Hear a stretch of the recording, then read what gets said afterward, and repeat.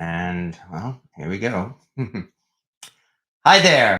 Merry Christmas, everyone, and welcome once again to Cast Iron Wednesday. This, of course, is a tradition that many YouTube cooking channels have been doing every Wednesday, where we do a cast iron video because it's a lot of fun. And, well, again, it gives us a chance to, do some cooking, of course, or otherwise play with our cast iron because, here on this channel and here in this crowd, it's really all about the cast iron, about collecting, about identifying, about restoring, and especially about using cast iron because, again, it's fun. And that's why we've been doing this live here on this channel almost every Wednesday for about somewhat more than 4 years now. Somehow we've managed to get that far. I think I said Merry Christmas already, and thank you, and especially to everybody who's been kind enough to show up here tonight because, Christmas. Everybody's been busy celebrating and making merry all day. So I'm expecting the viewership here tonight to be a little less than usual, and that's fine because, hey, everybody's having fun, and that's really why we're here. That's why I'm here to have fun more than anything else. So thank you again to everybody who's been kind enough to show up here, especially this evening. Folks here on our channel, like hello to to Cynthia Wesley and to Clico and Fuzzpork8 and Rocket Caver, and hello to Granny Graham TBD and Honey Badger. Merry Christmas, everyone. Always nice to see you here, folks. And I do hope all of you folks, yes, Clico, that's exactly what we're going to be looking at. And boy, do I have a story to tell you about that, about the the USA enamel Dutch oven. But before we do that, this is kind of like going to be in two parts. The first part is we're going to do some cooking, and then I've got a story to tell you.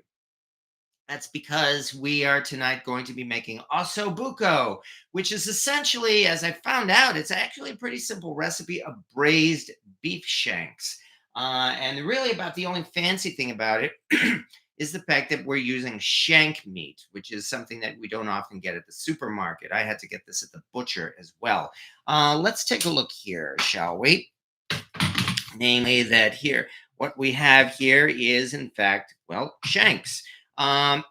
Shanks are quite simply leg meat, and what we have here, in fact, are the leg bones of the calf or cow or wherever it came from. This here is probably going on like maybe about I'd say just under 3 pounds of beef here. I'm not sure how much of this is actually taken up by the bones, but still. Yeah. But I don't see any reason why you couldn't use this with any kind of cut of steak or beef, I should say, or veal for that matter, since this was originally meant to be done with veal. But the thing is that thanks especially to also the popularity of Osso Buco, the price of veal, especially veal shanks, has gone from next to nothing to outrageously expensive at many stores. So, as a result, we've had to settle for beef. But hey, nothing wrong with beef, is there? And yes, hello as well. Merry Christmas, Jamie Ledgerwood and Rick Stumbow and Cynthia Caldwell. Hi, Merry Christmas, everybody.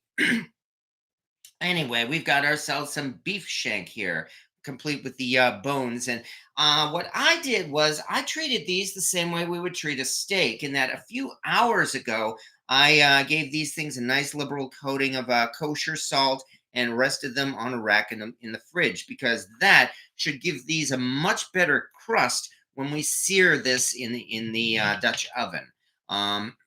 Especially since this is essentially the very first thing we're going to be cooking in this Dutch oven. So I would like this to turn out good, of course. The instructions note that we need to dredge these beef shanks, and so let's. That part is also easy enough. I think let's move this over a little bit, sort of, and just do a little bit of dredging. Nothing too difficult. It's not like we're doing fried chicken here. We don't have to give this thing an immense coating or anything like that. The idea really is just to brown it and again, get a nice sear, especially, well, just that, especially the tops and bottoms here. That's partly because we're going to be braising this to the point where everything should be, oops, great start. Everything should be about ready to come apart. And especially the marrow should render as well. The marrow in these bones should render because the marrow is, quite frankly, a delicacy. And that's definitely something we want to eat. But yeah, the other thing is you're supposed to tie these together with string to hold, just that, to hold them together. But there we go. My throat's a little dry for some reason. I've got a little bit of flour on my hands. Let me quickly rinse my hands off. And dry them out. All right. Meanwhile, one nice cuts of meat. Yeah, exactly. Yeah, I had to go to my local butcher for that. They're pretty good. Even if they didn't sell veal shanks. They only sold veal Osso Buco. They named it Osso Buco, especially so that they could give it a price of 25.99 per pound, as opposed to 5.99 per pound for these beef shanks. And that's why we are doing beef tonight. However, it is now time, sorry, to head over to the stove and let's take a look at it, because this is what I premiered on my Facebook, and also I did a short video on it. But here we are. This is in fact the Lodge cast iron USA enamel Dutch oven. Move this cord here from the mic over a little bit. USA enamel Dutch oven. And what's more, this is the 7.5 quart size too. So this is a nice big cooking area. And I've been heating this thing up gently. That is, I've got the stovetop burner on it, just about medium heat. We really don't want to go any hotter than that as well. Yeah, hello, Hog Wild, and I hope everybody is having a great Christmas. Yes, those shanks look like long shanks. Well, you never know, hippie, that's for sure. Yeah, in regards to the amount of money, let me say again, I have got a fairly, I guess you could call it an incredible story to tell about this Dutch oven, which we're going to hear after we get all of this into the oven. But right now, we're going to have some fun. And I just realized I forgot to get out the cooking oil. So give me a second. When searing beef, I like to use corn oil myself. I find it does really not impart any kind of a flavor into the beef. And it's a high smoke point oil. So that means there should not be too much smoke. Now that means we will get ourselves a nice rough metal spoon. Kidding, I'm kidding. I mean, especially considering how valuable this particular Dutch oven is, you better believe I am never going to use a metal utensil on this. So, all right. No, rather, in fact, I do have my good old wooden spatula here just to spread this around a little bit. And with that, let's see what we do. Here's one. And here's two. Oh, yeah, actually, even though this is a big Dutch oven, I hope I have room for this, because this last one here is pretty big. Well, actually, it fits nicely. Good. All right. Well, I have the tongs here. I mean, since the whole point, of course, is braising this, all we're really trying to do, once again, is get a good sear on this. Oxtails are $12 per pound in my area. Yeah, that sounds about right, Rocket Caver. And especially since family I've been really associating with lately is Jamaican. They have a lot of oxtail. So yes, I've seen a lot of oxtail. Ben Johnson might be controversial, but I am team induction for my cast iron. Have a separate burner for them. Never had them be more responsive, and I love gas too. Oh yeah, no, I've heard great things about induction. I had an induction burner for a while, but it seemed to have burned out or something like that. Or rather, I should say, like one of those induction hot plates. And it did indeed work great on my cast iron. In fact, I think the cast iron might have damaged it just because it was so heavy. That might be one possibility here. All right. But yeah, once again, this is in fact the really fancy Lodge USA enamel Dutch oven. It has this little metal plate here on each side of the handle with the Lodge logo on it. And it's got a really, really attractive looking, as you can see, handle on the lid here too. And notice it's oval shaped to make it easy to pick up. Little things like that, of course.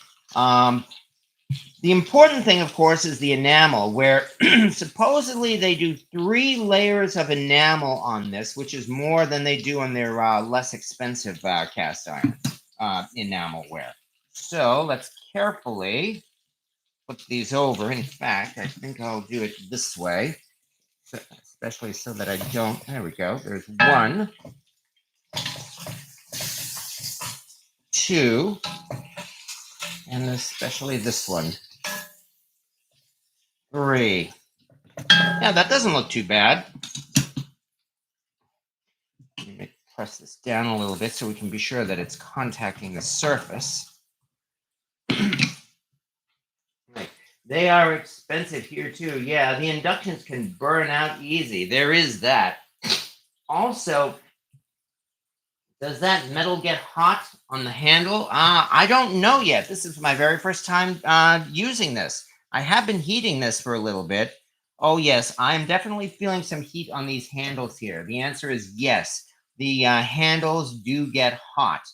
It's pretty much like any Lodge Dutch oven. You know, after a while, the whole pot is definitely going to be hot enough that you will need to use a, gloves or oven mitts or pot holders, and this is no exception to it. Anyway, once these things are seared, we will simply put this aside, and then we're just going to start our, I guess you could call it our roux, or rather we're going to put our mirepoix in. And this is what I mean. This is actually a very simple dish. And I think the real fancy thing about it is just the fact that we're using shank meat. Because I could easily see making just your typical roast beef or a pot roast in this manner. I mean, you can see all we're doing is just searing the surface right now. In fact, let me get this over here. Probably already at just about that point where I can just remove these and we will move on to step 2. Now I'm thinking, especially because of this, I should probably get some tongs with silicone tips or something, because I'm a little wary about using my metal on this. All right, there's 2, and the last one.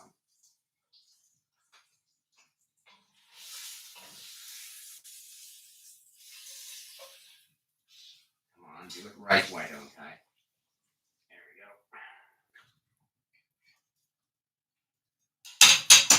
Move this over a little bit. Good. Okay, so we've got 3 nice big hunks of meat here. And now that we've done that, let me see. I guess make sure this is hot enough at this point. Make sure that meat doesn't lower the temperature too much. Oh, we're still at about 400 degrees here on the cooking surface, so that's not bad at all. Which means, and as they say, let there be bacon. Yeah, good. Kissing, so we are doing good. Here's the next step. This is where, of course, we start by rendering ourselves out some bacon. And that's good, too. That gives me the chance to get these little brown bits off the surface, too. Yeah, because I certainly don't want to stain this Dutch oven its very first time out of the box. However, the surface is feeling very smooth. And I'm not having any trouble at all running my spatula, this wooden spatula that is, across the side. This part here, actually, I think I have very little worry about that because, as I said, we're eventually going to be putting a lot of liquid in and we're going to be braising this. So I have no doubt that these little bits here on the side, which are actually coming off pretty easily, they're not going to be any problem at all. So this Dutch oven should still look practically new by the time we are done making this. Especially since there seem to be two versions of making Osso Buco. One uses red wine and beef stock. One uses white wine and chicken stock. And I'm going to go with the white wine and chicken stock.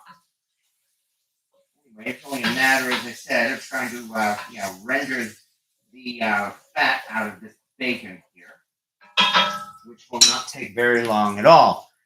It is still somewhat foggy in Ohio. Snow melted. Yes, it got warm too.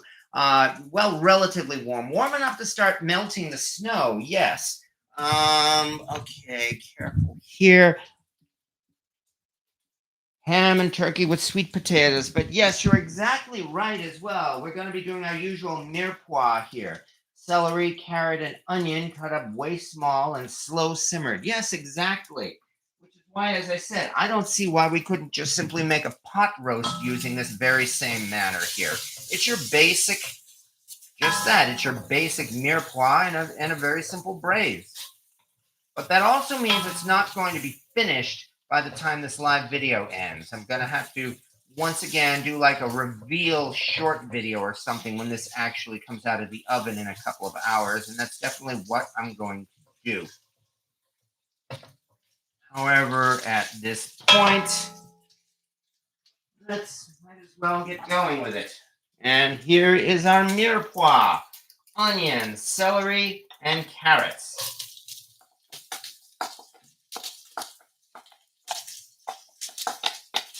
It's all sizzling nicely.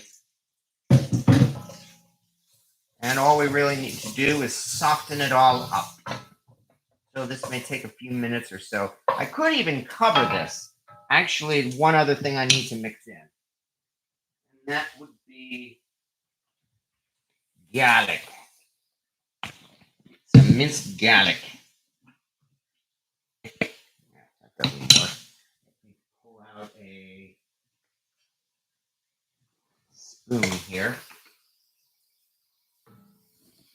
There we go. Okay, now where did I just put the cover for this thing? Here it is.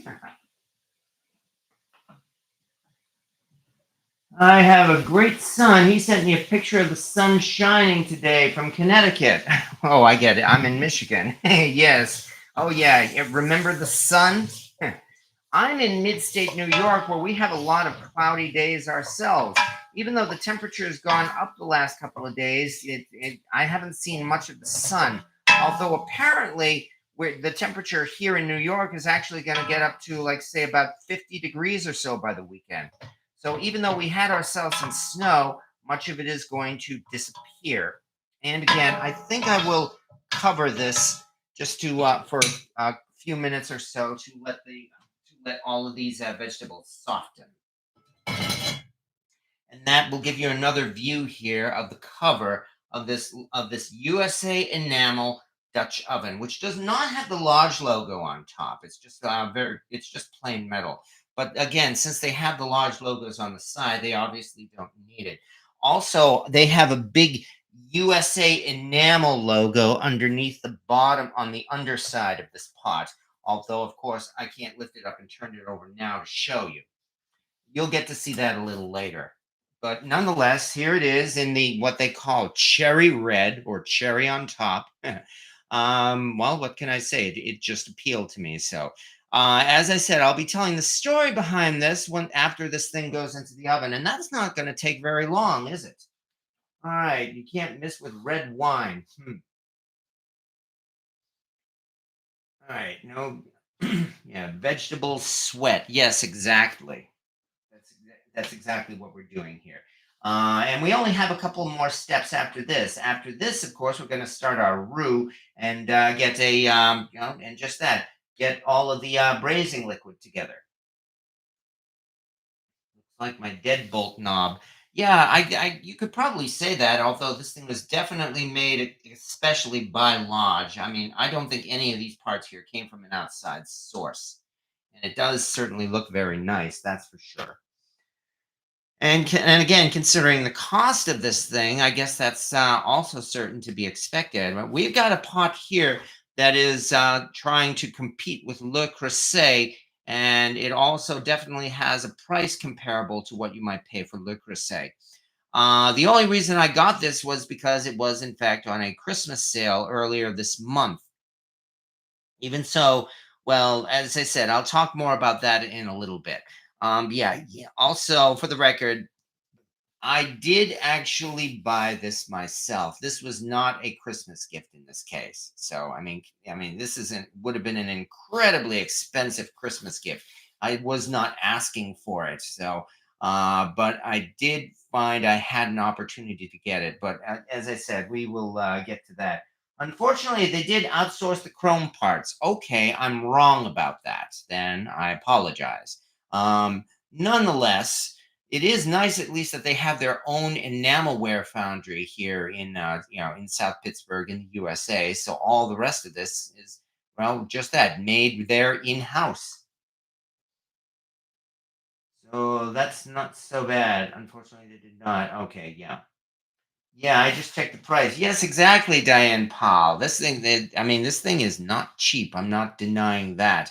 Um, and maybe, am I showing this thing off by doing a video on it? Well, probably. I'm not denying that. But yeah, I mean, I couldn't resist actually having the chance to own one of these things.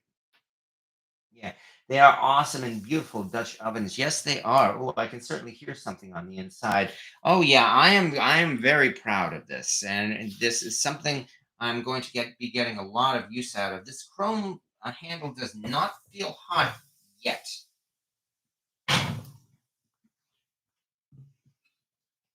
and that certainly didn't take very long to start softening these vegetables as well. Which means now we get to throw in the next part, which is a few additional ingredients, but not many. Let me check the recipe right over here, which is easy enough. That's. Okay, here is the part where we add in about a cup of dry white wine. I am using the cheap stuff. I fully admit that. I love getting cheap wine for cooking. In fact, this is so cheap it doesn't even have a cork. So we're supposed to add about 1 cup of this and then let it boil down. Probably more. That's probably about a cup right there. And then after that, we will add some. We will add some chicken broth. As I said, this is the chicken broth and white wine version of Osso Buco. All we need to do is wait a few minutes, I think, for this thing to for some of it to evaporate and for it to just look a little thicker. I still have the heat up at about 1/2. I think I've turned it to a fraction over a half, and that's still probably all we need. Yeah, well, thank you again, Pipgorn. Yes, that's for sure. Diane Paul, I have several of their enamel cast iron, but not the USA one. The others are much more, shall we say, nicer on the pocketbook. Yes, they are. I mean, you can get a Lodge regular enamel Dutch oven at Walmart or other places, or like TJ Maxx or the like. And I do have still a an enameled Lodge Dutch oven that I've actually had for the last few years. In fact, it was a birthday present a few years ago. I'm not sure what I'm going to do with that. If I end up getting a lot of use out of this USA enamel, I may not have a lot of use for the other Lodge enamel Dutch oven. I'm not sure yet. Julia Child says that was only half a cup. Yeah, I hear what you're saying, hippie Longshanks, definitely. Hello, Louise, as well. Yes, Merry Christmas to you too. And yeah, in fact, Louis, I do know that you are also the owner of one of these USA Enamel Dutch ovens. And so I'm hoping you've enjoyed it as well. I certainly intend to be enjoying this quite a bit. So, I mean, heck, I might even use this a week from now because what is a week from now? It's New Year's Day. And New Year's Day, of course, is when we get out our traditional Hoppin' John. We do our collard greens and black eyed peas and ham hocks. Kimberly Miller went to an antique store a few weeks ago and found a number 12 Blacklock skillet. Nice. Paid $20 for it and it's good shape. Nothing wrong with it. It just needs to be cleaned up some. Yeah, we know exactly what happens when we find one of those. It means that somebody tried using it, couldn't figure out how to use it, and ended up getting rid of it. There are other reasons too, but that's probably the most common one, and hopefully the one that involves the least amount of drama as well. I'm just trying to get these little bits off the side here. However, I have no doubt that, as I said, this pot will clean up with no difficulty at all. Although, again, I am treating it with kid gloves and wooden utensils. And as I mentioned already, I'm now thinking I may need a set of tongs, especially with silicone tips here, just for use with this. Because, yes, I very much want this to last the rest of my life, that's for sure. I can see that the wine was already boiling. In fact, before I started poking and prodding at it, yeah, you can see it is, in fact, boiling. So in maybe a couple of minutes or so, we will go on to the next step. Okay, you're gonna have to take notes, Dubs.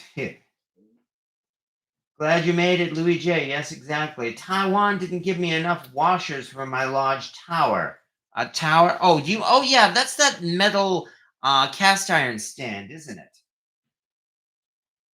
I had lodge Christmas this year. Got my mom, boss, and neighbor the 9x13 lodge casserole baking pans. Nice. That's not bad at all. I do know that they do sell. I've often seen that at TJ Maxx, so I'm hoping you got it at a nice reduced price too. I mean, they're not especially expensive, but hey, if you can get them at a discount, that's a good thing. All right. So far, so good. Now from here comes, we are getting to the last step. Here's we throw in some extra seasonings here. About a tablespoon and a half of tomato paste. I'm not sure why, but there are always purists who always argue that tomato paste shouldn't go into anything, whether it's like a chili or Boston baked beans or anything like that. Okay, and to this we will also throw in, where is it? Here it is, a bay leaf. Big one up. This is one freaking big bay leaf. Okay. Some thyme. Because we have plenty of time here. Not too much. There we go. That's probably enough. It mentions here, what does it say? It says 1 teaspoon of dried thyme leaves, so I think we are doing about right. Let's stir this up right now, especially the tomato paste. And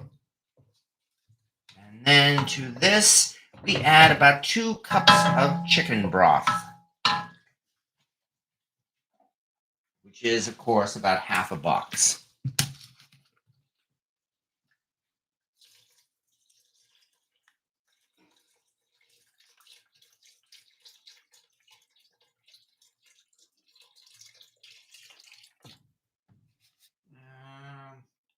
That's probably enough.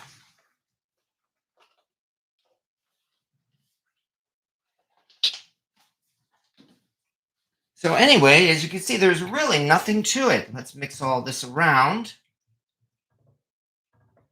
Get everything together. And then into this, we will put our beef shanks. We will put them back in. And then that's pretty much it. It'll be ready to go into the oven for some slow cooking. Okay, here they are. The mic back again, just so that you see that.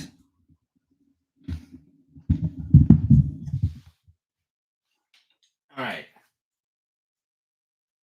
here's the big one. And the two not quite as big ones. 1, 2, and 3. And then from there, we get to cover it. And into the oven it goes. And here's where I do need my gloves or oven mitts.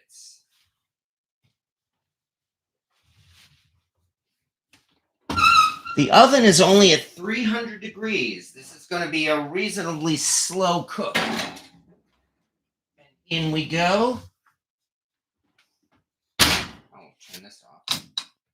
For about, well, it says about 2 hours, but really it's like we cook it until it's done. You know, until it's falling apart, which is certainly probably about 2 hours will probably be more than enough for this. I mean, if I wanted to check it with a thermometer, I have no doubt it would probably be at maybe about 200 or preferably higher than 200 degrees if I were to use the probe thermometer. Okay, having done that, let me do this. Let's wipe off my workspace for a moment so that, you know, for the rest of this time, we can give you something to look at.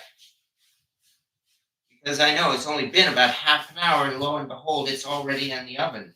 That shows how easy this dish is, especially on this channel, where, as you know all too well, things seem to happen and cause delays. So that went pretty smoothly. On the other hand, I better be careful when I say that and not accidentally unplug the mic.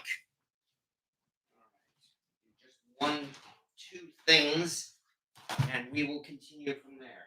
Here it is.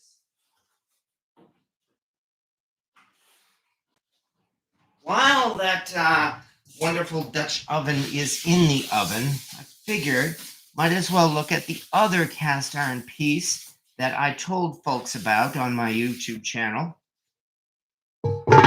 That is also technically, I guess we could consider it a Christmas present. Here is the Wapak number 9. Yes. This was, okay. I mentioned already that, sorry about that. I mentioned already that about a couple of months ago, I made 2 nice scores of vintage Dutch ovens at my local flea market there. And I realized that, well, they would be good Christmas presents. And in fact, 4 members of my family are in fact getting vintage cast iron pans. Did I say Dutch ovens? Cast iron skillets as Christmas presents. They were a Wagner. All of these are older. Well, not all of them. One was a vintage Wagner number 7 with the rim bottom, not the curved bottom. One was a slightly newer unmarked Wagner number 8. One was an older, again with the rim with the heat ring, an older Wagner number 9, and then the last one was this one, the Wapak number 9. And while I did not have a problem boxing up and wrapping and giving those Wagner pans away as Christmas presents, for whatever reason, I just felt I was too reluctant to actually give this one away. So yeah, like it or not, that means I'm stuck with yet another cast iron pan. Yeah, it has all the wonderful trademarks of the Wapak foundry, and I think I'm finally pronouncing Wapak correctly after all these years. I was calling it Wapak or Wapak, but apparently it's more like Wapak. I mean, you can see how it has actually, it looks like there's definitely several casting flaws here on the bottom. The logo is kind of faded and hard to see. There are even these little parts that look like cracks, but they're not, just like I have on my BSNR number 7 skillet that I call Lightning. It's got this nice number 9 logo on it. So yeah, Wapak, it's like their quality control in some ways was not that great. I mean, many Wapak pans have these kind of flaws on the bottom. Yet the other thing that Wapak is well known for is a wonderfully smooth cooking surface, and this is certainly the case here. So I'm definitely planning on breaking this one in soon enough. That's for sure. No chaos so far, but there's still time. Yes, I know all that all too well, honey badger. Believe me. Yeah, it's a lot of fun, and how he's grown in his cooking. Oh, really, Diane? It sounds like you've got a family member here who I'm probably a young one who's growing up, and I'm glad to hear that too. But yes, this is indeed, yeah, quite a pan. So I've got to find a place for it in my collection, as I mentioned, break it in. And hello to JIR Finishes, just walking in the door. Well, that's good.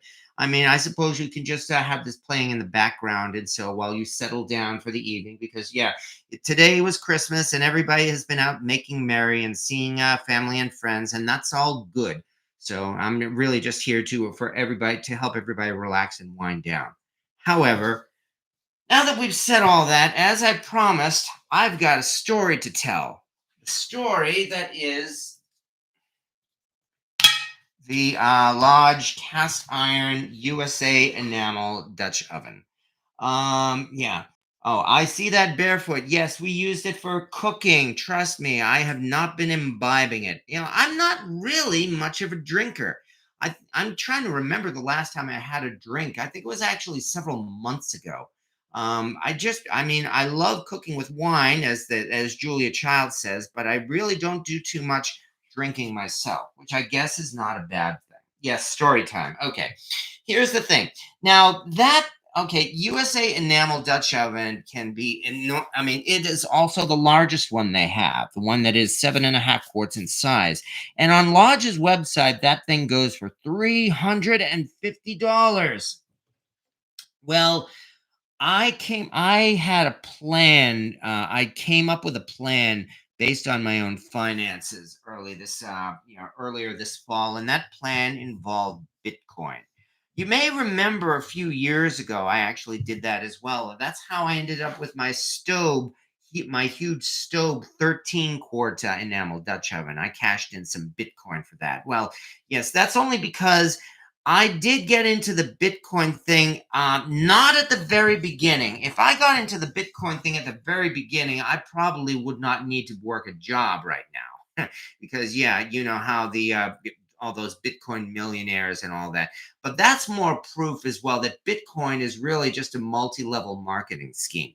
The people who got in early are the ones who have profited from it. And here's the thing, it's like now Bitcoin is so expensive that there's really no way anybody, like you and me with our regular finances can possibly enter into investing, as they call it, in Bitcoin in any kind of matter whatsoever, where we will end up making enough to retire, or anything like that. However, I got into it about several years ago when it first went mainstream and it was first exploding, and it went up. Bitcoin went up over the 10,000 mark and all that. And I actually did some investing. I invested about $500 of it back then. And then there was a Bitcoin crash where the price fell from like 10,000 to about 3,000. And then I decided to get some more. Eventually, I ended up with about one third of one Bitcoin, or 33 cents in Bitcoin, which, as you know from today, that would still be an incredible amount. However, 2 years ago, I bought myself a house. I mean, as you know, I mean, I've told everybody here that, I have my new home here. I've been living in this home for the last 2 years, and I couldn't be happier. But in order to afford the down payment on the house and everything like that, I had to scrape up just about every possible available cent I had to me. And that means I had to do things like cash in my Bitcoin at that time. And at that time, Bitcoin was running at like about, what is it, like about 21,000 or so. So that managed to get me about 6,000 towards it, which certainly helped. But I mean, it certainly was not enough to buy the whole house. Anyway, because of that, I was practically broke on Bitcoin. The amount I had left after that was like about um, two tenths of 1 cent of Bitcoin. So we're talking like 0.002 Bitcoin. Excuse me, I was about to sneeze. Which is essentially next to nothing, except again that Bitcoin has, again, over the last year or so, Bitcoin has exploded in price once again. So I was debating, okay, here's the thing. I had that tiny, tiny amount of Bitcoin, and don't worry, the cast iron comes in just about a minute or so. I had this tiny, tiny amount of Bitcoin. Bitcoin has now reached a point where, as I just said, there is no way I could possibly get up a substantial amount of Bitcoin anymore. I mean, if I were to try to get 1/3 of a Bitcoin again, it would now cost me like about $30,000, which I don't have. If I was going to spend $30,000, it would not be on Bitcoin. So what can I do with that tiny, tiny amount of Bitcoin? And that's when the idea came to me, the heck with it. I think I'll just cash in what I can and get something nice for Christmas, i.e., what about the Lodge USA enamel Dutch oven? And so the amount of Bitcoin I ended up cashing in got me about $200. Hey, that's not bad. 200. So I had $200.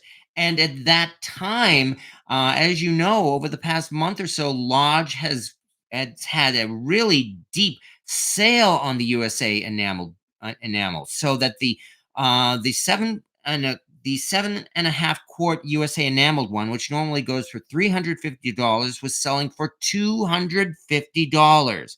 And so there you go. I thought, hey, it would only cost me $50 to get that really expensive, really fancy Dutch oven. So yeah, I mean, hell, that that I thought would be a really great Christmas present to myself. I admit that. But yes, no, I didn't get hocked to a coin. No, I am not. Again, all I did was just dabble in Bitcoin. I am not interested in Doge coin and hock to a coin and who knows, an Ethereum or anything like that. I'm not getting into that. But it all ended up with, yeah, I'll find one at Goodwill sometime. Maybe you will. It's certainly not impossible. People have found things like Smithy cast iron pans at Goodwill, so you never know. But anyway, there you go. I ended up paying $50 for that huge enamel Dutch oven. However, that's not the end of the story, folks. That's not the shocking part. You know what the shocking part is? I'm about to show you the shocking part. As I said, I paid $50 for that Dutch oven, correct? And as you saw, they sent me that Dutch oven, and that Dutch oven looked brand new. It is brand new. It wasn't damaged or anything. Well, here's something that completely caught me off guard. Give me 1 second.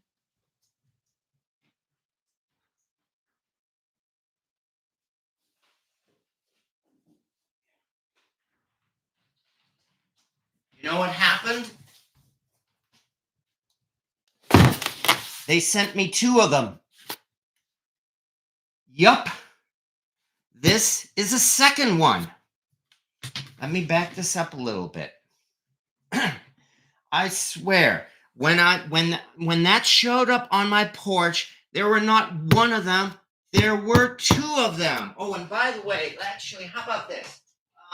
Where did I just put that box? Let me find the box from the original one just to prove it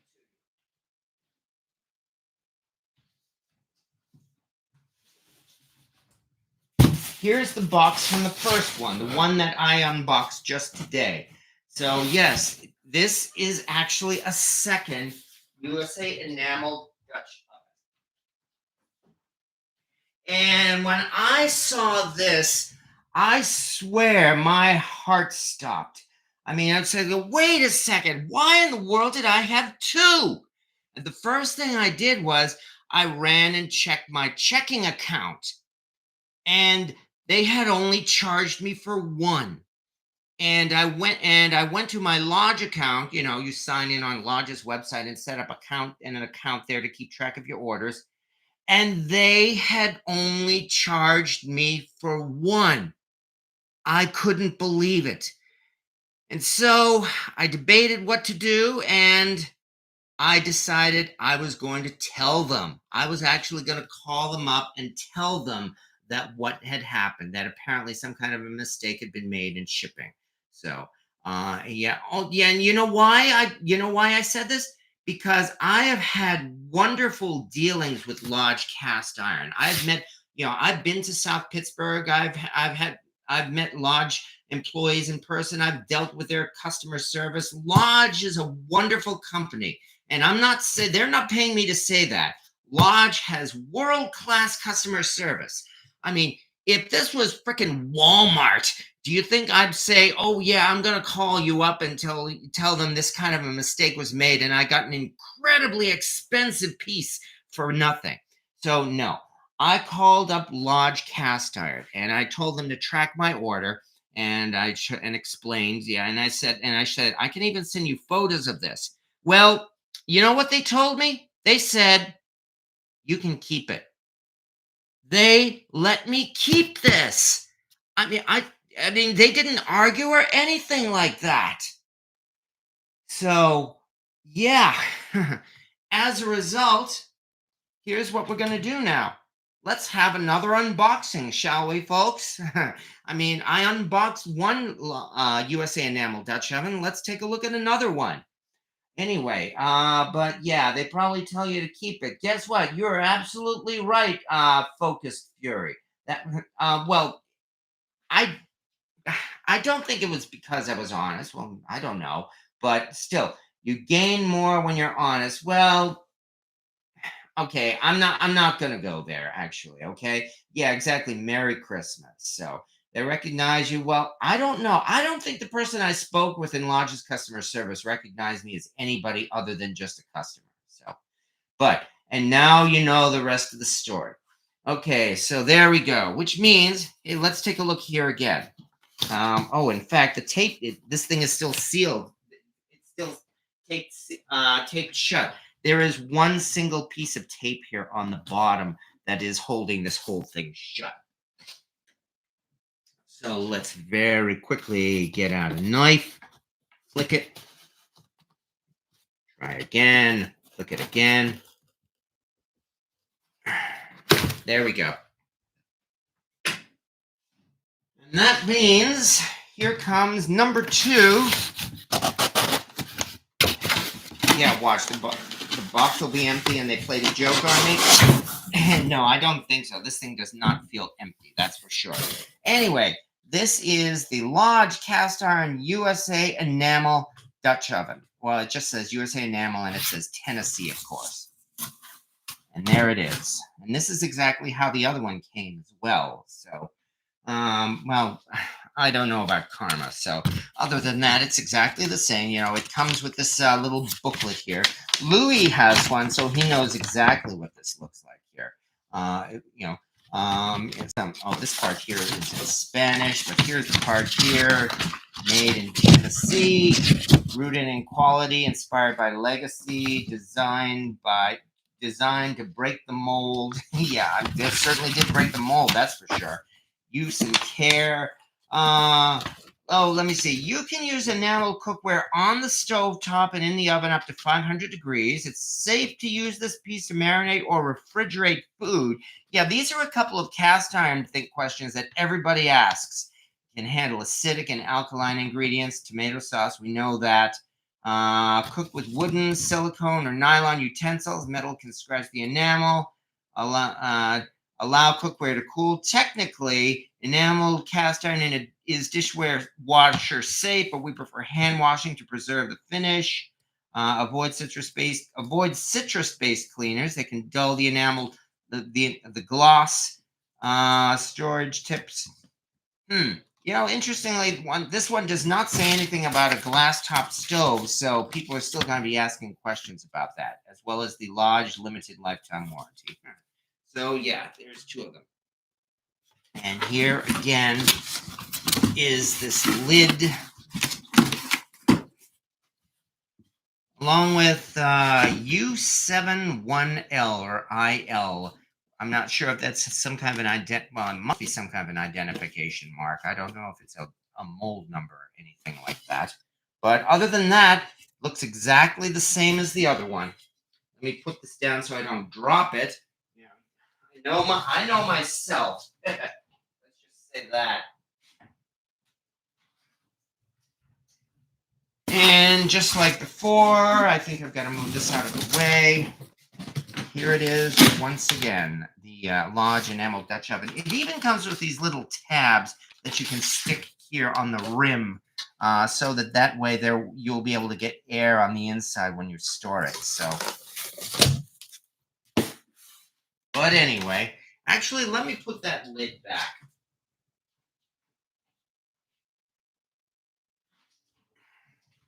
I'm gonna put this back for the time being because, well, now that I have it, I have to figure out what to do with it.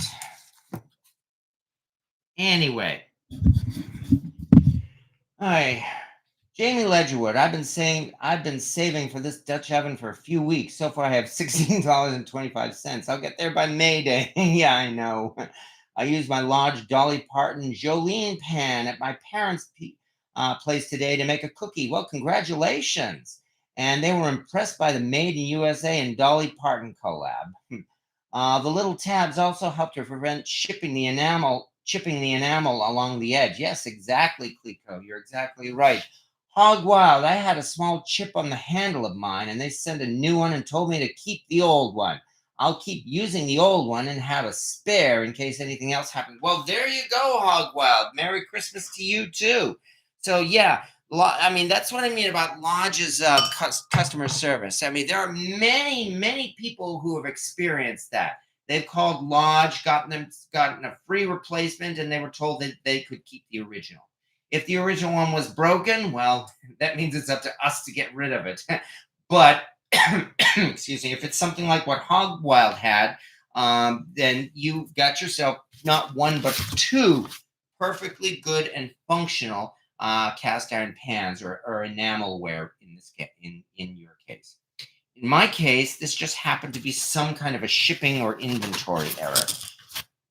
No, there is no way at all I could possibly have planned this or I could possibly have influenced it. So I really am not thinking. I mean, despite the kind words of what Cynthia said earlier, I really don't think it's anything special because of me and my relationship with Lodge Cast Iron. I think it was an honest mistake. But that's what we have here. What is the secret word to type into being drawing? Yeah, I know, GIR, but I don't know yet. Maybe give me a month or so and I'll see whether or not I might just end up giving this away. However, I'm becoming more and more convinced that pretty soon I am going to have a giveaway, and I'm going to give away that new Wagner griddle. So I don't know when yet. Not next week.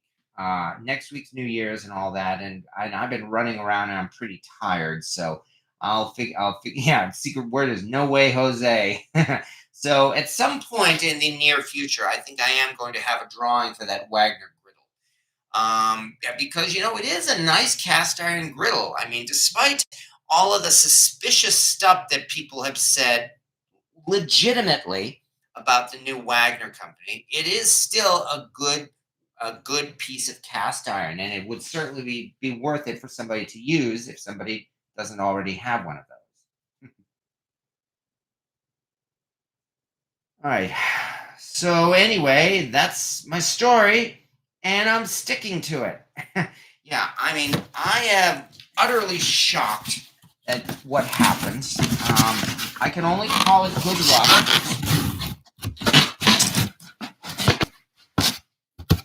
but nonetheless, here we go. That means.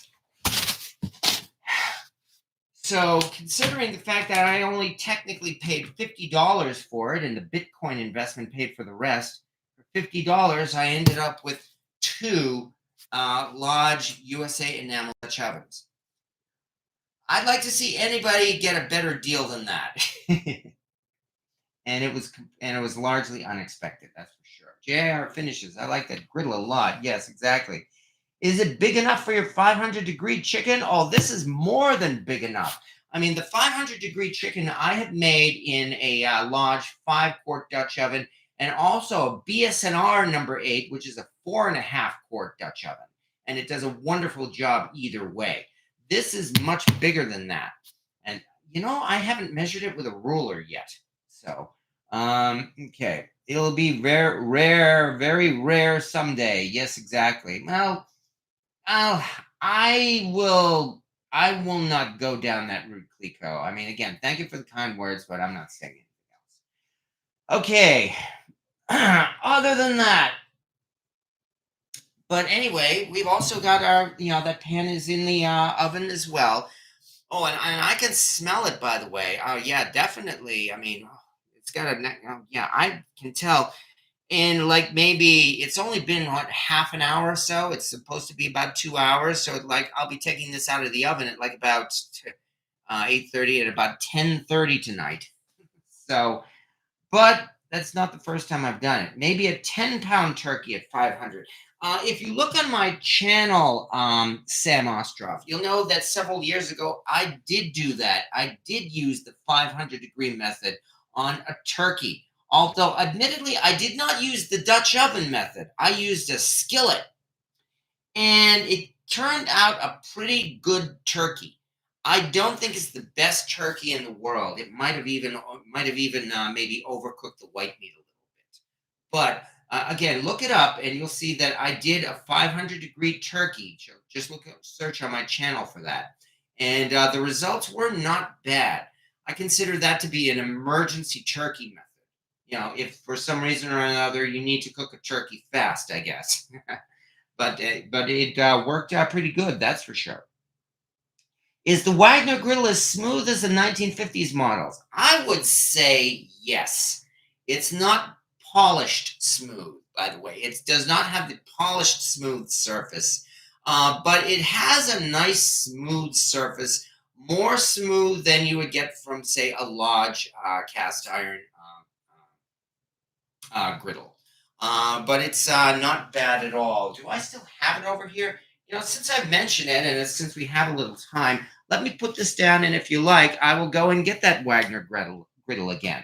This will take about a minute or so, though. So if you'll excuse me, I've got to get this out of the way.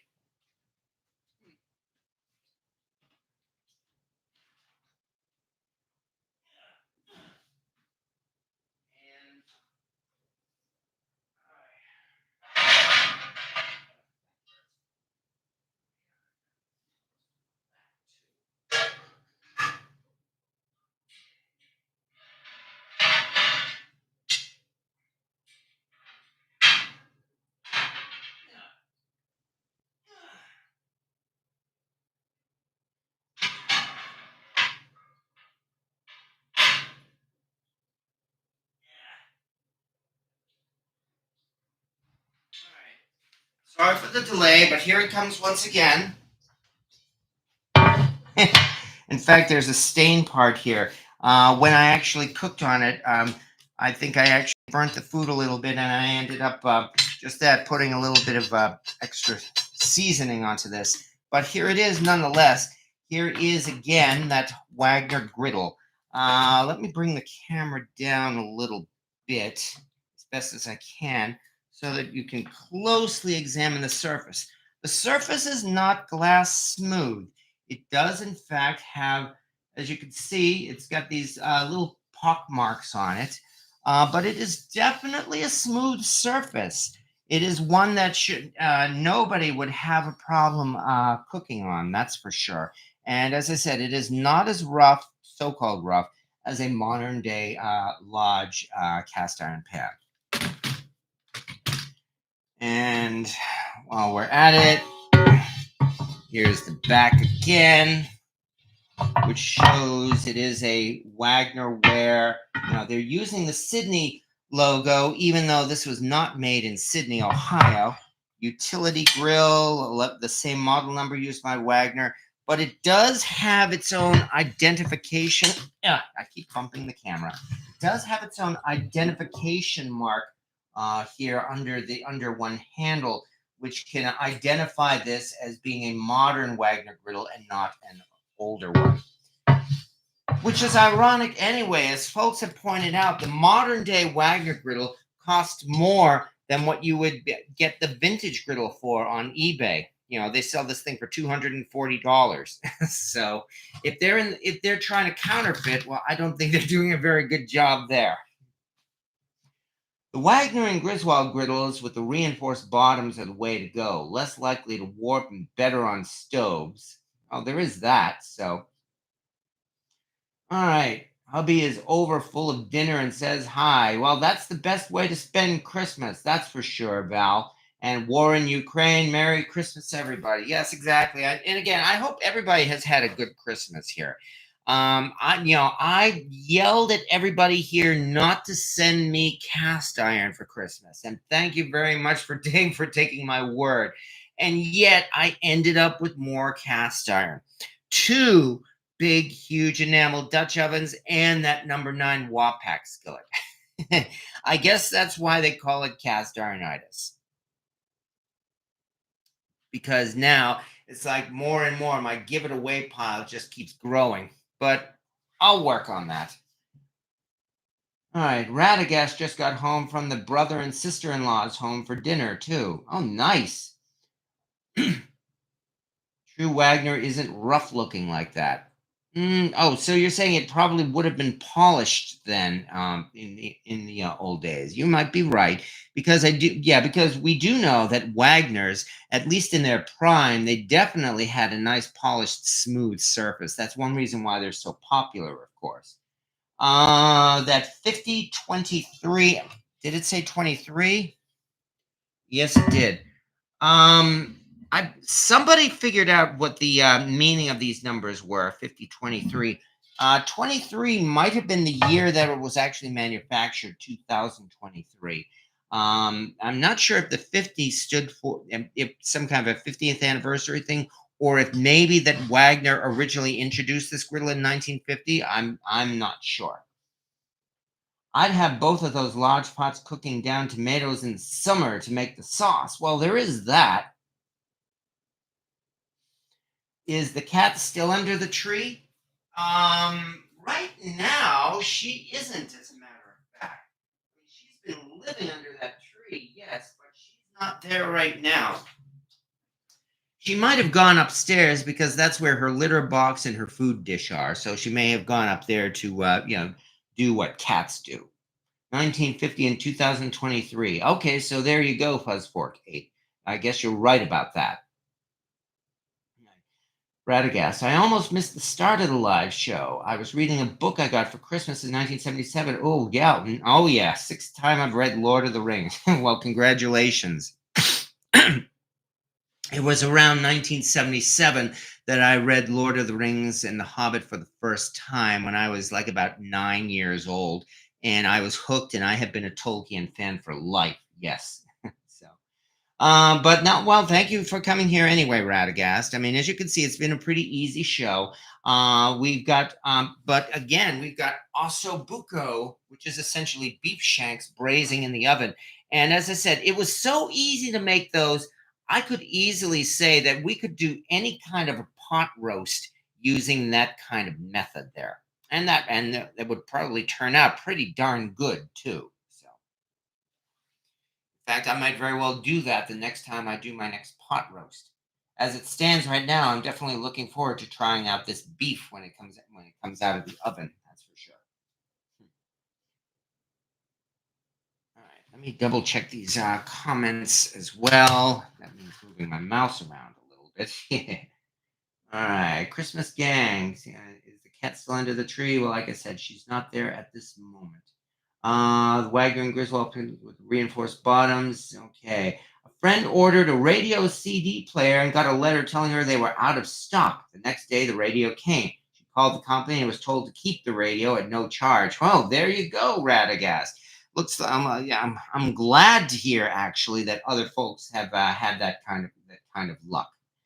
So it's definitely it was definitely very unexpected. That's for sure. There's 69 people here seeing this live. That means there's probably over 50 more percent likely to buy it from Lodge now.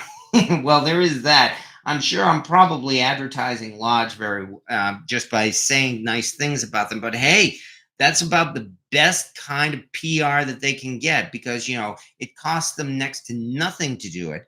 I mean, really, it's just the cost of of producing one of their Dutch ovens, or in this case, two of them, and then they just send it, and they don't even have to pay anything to ship it back. Wednesday Xmas nearly outsmarted me. Oh, hello, VL triple X. Oh yeah. Well, I hope it was a good day today, though. Nonetheless, that's for sure. I've never thought of using a griddle as a mouse pad. Well, probably because this thing is seasoned. That's probably why it works so well. But let me put this out of the way. If anyone lives near Sam Ostroff, if anyone lives near an Ocean State job lot, they have a $49.99 Australian cast iron reversible griddle, and you get a $49.99 crazy deal store gift card. Oh yeah, and we do actually have a job lot in my area, but I don't have a use for another griddle. I mean, that's why I've decided event and sometime soon I'm going to be giving this one away. But yeah, that is true. Ocean State Job Lot does have what they call their crazy deals. Just that you buy something or another, and then you get this gift card for an equal amount, which of course means that you just buy more stuff in their store. I do the same with Watership Down. Oh yeah, Watership Down was also something. Silfle Raka, ra. All right. And even though it's only a little past 9 o'clock, I'm getting the feeling that we might just be calling this a night anyway, just because it is Christmas. Everybody here is tired anyway. Obvious. I mean, as you said, VL triple X. I mean, it's only you only just remembered that it was Wednesday as well. So I don't think any. I'd like to think nobody here would mind if we did call it a night for precisely that reason, because we did accomplish what we set out to do. As I said, I've got this beef in the oven here. I'm going to set my alarm for 10:30 so I don't forget about it. And then once it comes out, I will simply do a reveal because, yeah, I am definitely looking forward to doing Osso Buco. This was my very first time making Osso Buco. And again, it was very easy to make. Thank you for the nice room. Well, thank you very much, Diane Paul. Well, yeah, I mean, yeah, I know. It was an incredible stroke of luck, yes. So now I have to figure out what to do with it. But thank you very much, and have yourself a good evening, Diane, as well. And likewise, as well, to Val's Black Hats Rules. Hope everybody had a quiet holiday. Well, quiet as in drama free. Not entirely, but it's still been pretty good nonetheless. Let's just say so. I mean, I've become very close to a certain family, and and I've gotten to know them all very well. So there's one young lady who I'm starting to consider, I'm understand like being a niece or an uncle, and so I'm quite happy about that. And Merry Christmas as well to Hog Wild Cast Iron Restoration and VL Triple X. So there's nothing to apologize for. I mean, just I'm just glad that you're kind enough to watch. That's really all I'm just happy for that. So there's no need to apologize. I mean, this is all done for free and it's all done on your time. So you can do really whatever you want. You're not required to come here every week. But thank you very much. And Focus Fury, and see you on New Year's. Yes, exactly. Because next year, and Rick Stambau, once again, well, thank you again for having me in your kitchen as well. Yeah, I am. Well, as I said, I am going to do a giveaway of this Wagner griddle as soon as I have time to schedule it, I think. It's not going to be next week though, because next week, of course, is New Year's Day, and we're going to be celebrating then as well. Although it's going to be New Year's the evening of New Year's Day, and really the New Year's celebrations all take place on next Tuesday night. So it's not going to be that bad anyway. So I'm thinking maybe more people will be here next Wednesday anyway, and we will have some fun nonetheless. Next Wednesday, of course, is New Year's, and maybe I think we might just do our annual tradition of Hoppin' John, which, of course, is our ham hocks, our collard greens, and our black-eyed peas. Or I could look around for some other New Year's dish and see what we can find out. Sam Ostrov, I recall having a great experience with Lodge. I bought a Dutch oven from Target that ended up with a defect. I thought with Lodge, checked with Lodge, and they replaced it. Well, there you go. Yeah, like I said, Lodge has world-class customer service, and that's a good reason why. Yeah, I did that a couple of years ago. VL Triple X. I did, in fact, do a New Year's live video from 10 o'clock till about 10 minutes of midnight. And if I remember right, we made coco then that evening too, and that turned out pretty good. I ended it at 10 minutes of midnight because I didn't want to keep people stuck here when the new year hit, so that they could go off and do what they wanted there on their own New Year's. Came out of my food coma just in time to say hello and good night. Hello to Mark Sieber. And yes, exactly. And that's why we're calling it a night already anyway. Food coma for everybody. Not to mention sheer exhaustion just from Christmas, because now, well, it's over. Once again, it's over. And yeah, I know there's all the spiritual aspect of Christmas and everything, but good grief. The running around part, I am so glad the running around part is over.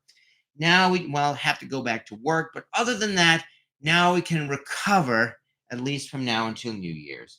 So there we go. And once again, then I guess I can only say thank you very much to everybody.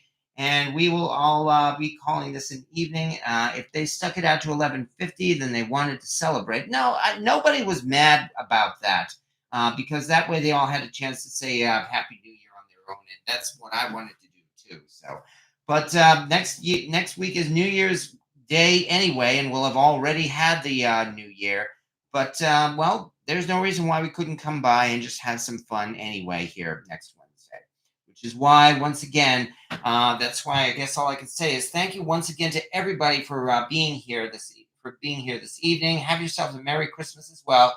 And yeah, looking forward. Yes, I will show you the finished beef later this evening as well. More people. Well, yeah, I know, Radagast, but that's an entirely another subject as well. So, but for right now, thank you everybody for showing up. And once again, we'll see you next Wednesday.